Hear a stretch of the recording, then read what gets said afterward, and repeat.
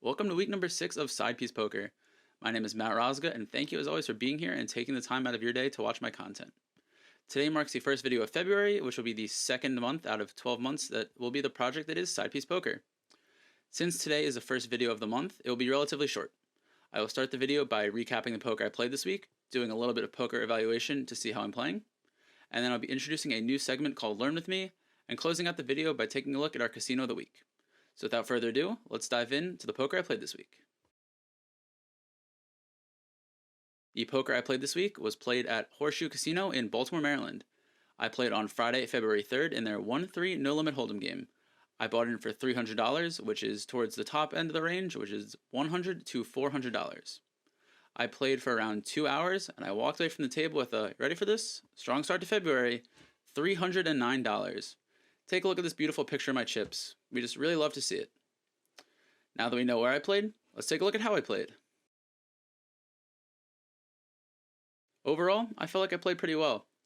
It's easy to be results oriented and see $309 and assume I played amazing, but overall I think the thing that's helped me most is just I'm becoming more and more comfortable at the table with each week that goes by.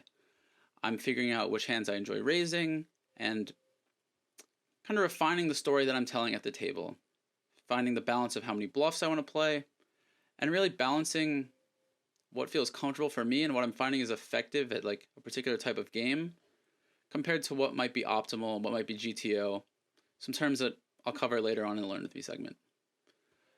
For hands that are notable, the one that won me the most money is I wound with the pocket queens, and unlike the time at Maryland Live where I said I slow played them, I honestly played them like fairly aggressively. I think I opened the betting out of the, I think I was in the small blind.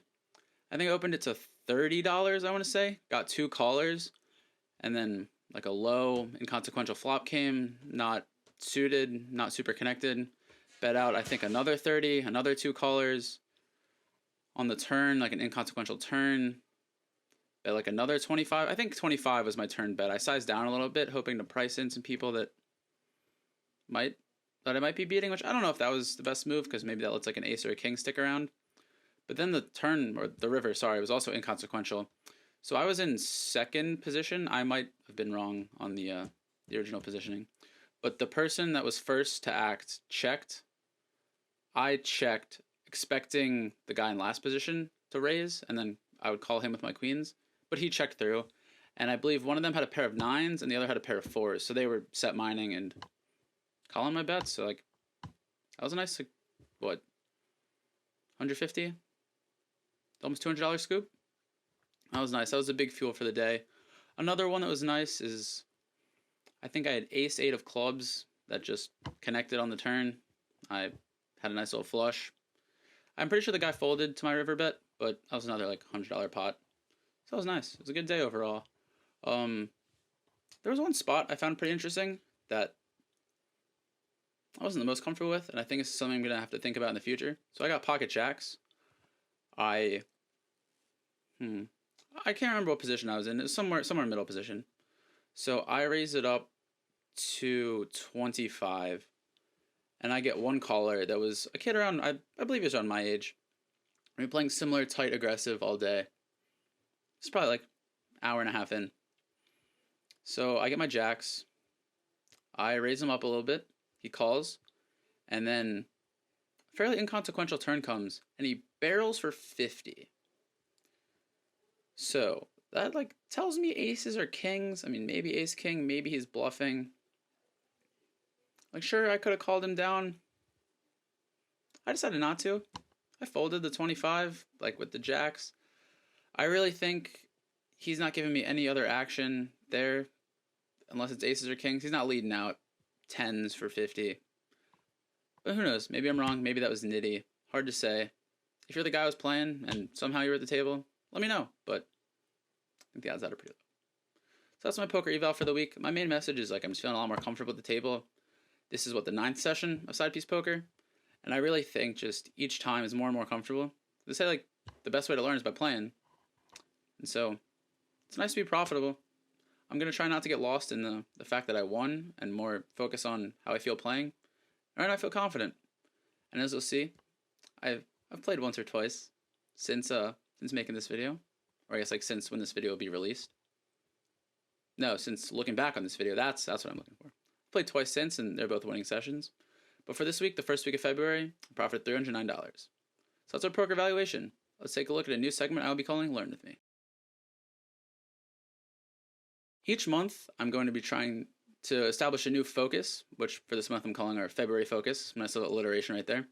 About one thing or one helpful tool that I'm learning, or more so using to learn.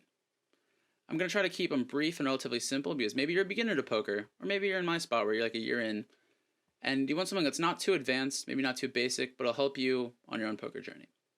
So, this month will be the Lex Friedman podcast interview with Daniel Negreanu.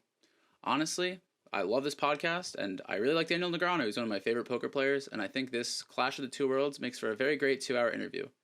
I definitely recommend listening. Daniel talks about all different types of poker content and topics, such as advice for beginners, his poker career, the World Series of Poker, ranges, which we're going to come back and focus on in a little bit, and just really a bunch of other interesting topics that make for like a very engaging listen. His advice for beginners is to, when you feel stuck, like write down spots, write down like the action, and think about it later and talk about it with other poker players you respect.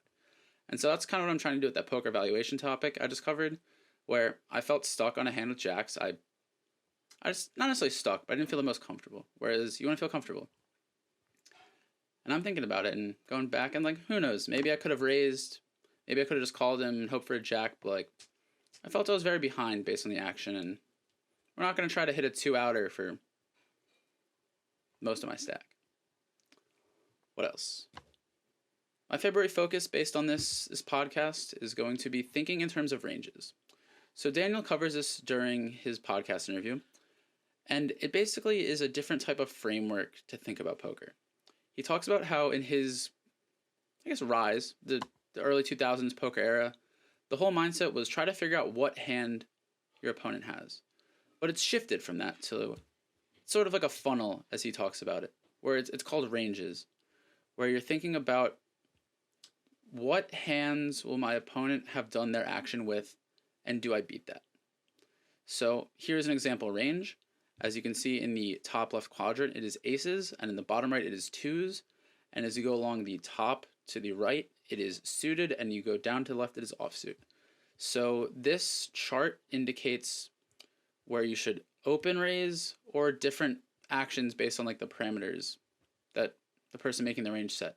So it could be you're in the hijack in response to like someone else's bet, and there's a bunch of different ways to think about it, but I'd say to start, I think Daniel adds to the sentiment during the podcast, that you start at the pre-flop. Like that's the basis of everything. You figure out what positions you're comfortable making what moves. And I will say it also depends on the table. Like some tables are going to be super tight and you won't get action unless people have a lot of stuff. Like in the mornings, I've gone sometimes, and like you get the older crowd that like they're not putting money in the pot unless they've got it. So you can play a different style. It is adjusting exploitative versus game theory optimal, which Daniel also covers in the podcast, and like I heavily suggest listening to. But that's a tangent. So back to thinking in terms of ranges. So it's using that funnel mentality to figure out what your opponent is committing an action with, and do you beat it, yes or no? And that affects how you bet, whether you try to get value, whether you try to bluff, or all of that. And I think as I've gone through my year and a half of poker, refining that framework has been super helpful. Because you're going to face so many different variables with so many different types of players and so many different types of games, but the one thing that's going to stay the same is yourself. And if you're confident in your framework, and you're confident in how you're thinking about it, and you can like make rational decisions, then you're going to be setting yourself up for success. Obviously, we all fall victim to variance and bad luck. Like aces get cracked sometimes, or you have crazy runner and you lose on a nuts river. But refining the framework to a place where you're comfortable and you understand why each of your actions are setting yourself up for success is super important. So each week as we go throughout the month, I'll talk about A, different resources that I think could be helpful for thinking in terms of ranges, and B, like whether or not I feel like I'm doing a good job and how I feel that's impacting my play. I think that the second part will come out more in the poker valuation part of it. But like, as we talked about earlier, is this guy betting out with in that amount with anything other than aces or kings. And like I came to the conclusion the answer was no, and my jacks were not beating aces or kings. So I folded. Maybe it was early, and maybe I could have gotten a lot more value, but also maybe I was just handing a free $50 away if I called. So again, thinking in terms of ranges, using that funnel, top-down approach to thinking about every action that's happening at the poker table. So that's learn with me. My February focus will be thinking in terms of ranges. If you want more information about this, like, definitely feel free to reach out. I'm happy to send some other resources that I've been studying, but I'm going to plan to cover them in future weeks, so keep an eye out. Let's move on to our Casino of the Week. My Casino of the Week this week is Horseshoe Casino in Baltimore, Maryland, run by Caesars. I love Horseshoe Casino. It's right by Camden Yards and M&T Bank Stadium, which are two of my favorite places on this planet. Like, if you'd ever go to an O's or Ravens game, definitely go. They're both an epic time. Like, we got the Orioles blanket right here. Orioles are my favorite team in the world. They let me down a lot, frankly, but it's all right. We love the O's. They're looking good this year, so hope to see you guys at the Yard and then at Horseshoe right afterwards. Maybe playing some poker together. It's also next to Topgolf, which is super cool now. But located in Baltimore, Maryland, is Horseshoe Casino. It's a great time. They list, I think it said 25 tables, 22. Damn. Well, I'll correct the graphic right here, how many tables they have. And it's a great time. They have awesome promotions. It's a little bit different feel than Maryland Live, but it's a poker room I really enjoy. Like, all the staff has been super nice, super courteous. The players there have been nice. I've won a couple times, which might skew my opinion a little bit, but it's been cool. Here's their February promotion list. They're running a super nice high hand promotion right now. You'll see on certain days it is time intervals and other days it is InstaPay. They're pretty awesome. Like, definitely worth checking out if you go. Overall, what should we give Horseshoe? Ready for this? We're going to give Horseshoe a 9 out of 10. It might seem kind of high. People might compare it to Live and say Live's better, but Live's poker room's a lot bigger, which, like, I could see presenting its own problem. But Horseshoe, I've gone and it's like, I've been a couple times when it was busy, a couple times when it wasn't busy, and I really haven't had to wait long. I could see it becoming a problem since it is a smaller poker room. If it's super busy on like a Friday or Saturday night, then you might have to wait a little bit, but I think I got a little bit lucky on the Friday night I went, where like a guy got up right as I got there and I somehow slid to the top of the list. But great experiences at Horseshoe. Honestly, just like, I really enjoyed myself. Obviously, the fact that I won $309 this week might skew myself a little bit, but Horseshoe, 9 out of 10. If you're in Baltimore, check it out. Let me know your thoughts. So, that's our Casino of the Week, Horseshoe in Baltimore, Maryland. Thank you so much for watching Week 6 of Side Piece Poker. I really enjoyed playing this month, and as you'll see next week, I really enjoyed playing next week too. So come back for that for Week 7, our second video of February, and as always, thank you so much for watching Side Piece Poker.